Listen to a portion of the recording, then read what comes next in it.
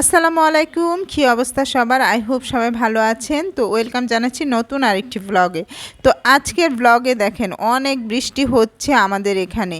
তো এত বৃষ্টির মধ্যে তো একটু ভাজাভাজি কিছু খেতে হয়। তো এই তো আমি চিড়া আর বাদাম ভেজে নিয়েছি, এটাই খেলাম পেঁয়াজ কাঁচামরিচ দিয়ে। দেখেন কত বৃষ্টি হচ্ছে। তো বৃষ্টির দিনে ভাবলাম একটু খিচুড়ি করা যায়, যেহেতু রাত হয়ে গিয়েছে। শর্ট টাইমে মানে শর্টভাবে কি করা যায়, আসলে মাংস টাংস ছাড়া আসলে খিচুড়িটা কিভাবে খাওয়া যায় সেটাই আজকে দেখাবো। তো ভুনা খিচুড়ির জন্য এখানে পেঁয়াজ কাঁচামরিচ, হলুদের গুঁড়া, মরিচের গুঁড়া, আদা রসুন বাটা দিয়ে চালটার আমি একদম হাতে মাখিয়ে তেল দিয়ে লবণ দিয়ে দেন বসিয়ে দিলাম, একদম ভুনা ভুনা করে রান্না করব। তো এই তো আলু সিদ্ধ করে নিয়েছি।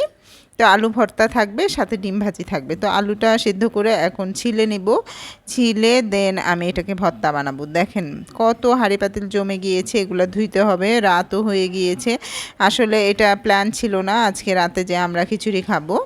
তো যাই হোক, বৃষ্টি বলে কথা।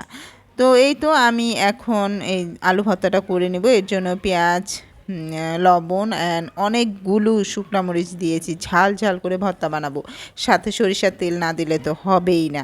তো এই তো বেশি করে সরিষার তেল দিয়ে আমি এই ভর্তাটা করে নিলাম একদম ঝাল ঝাল করে। দেন এই তো খিচুড়িটা একটু মাখা মাখা, যেহেতু অনেক গরম ছিল এরকম দেখা যাচ্ছে, পরে একটু ঝরঝরাই হয়ে গিয়েছিল। তো এখন আমি ডিম ভেজে নিলাম, ডিমটা একদম সুন্দর করে ভেজে। এই তো আজকে আমাদের ডিনার। তো সিম্পলভাবে আজকে খেয়েছি, কিন্তু খুব ভালো লেগেছে এবং অনেক মজা লেগেছে। তো সবাই ভালো থাকবেন এবং আমাকে সাবস্ক্রাইব করবেন প্লিজ প্লিজ প্লিজ।